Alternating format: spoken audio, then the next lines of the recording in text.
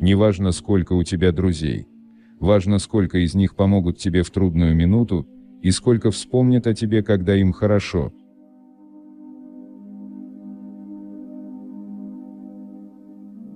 В жизни каждого наступает момент, когда нужно понять, что старого больше нет. Оно было там, в прошлом, а сейчас развалилось окончательно и безвозвратно. Так мы учимся отпускать время.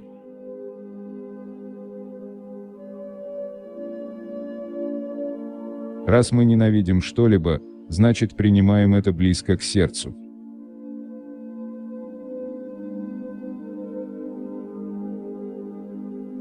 Женщине, которую предали, очень тяжело с мужчинами, а мужчинам еще тяжелее с той женщиной, которую предали.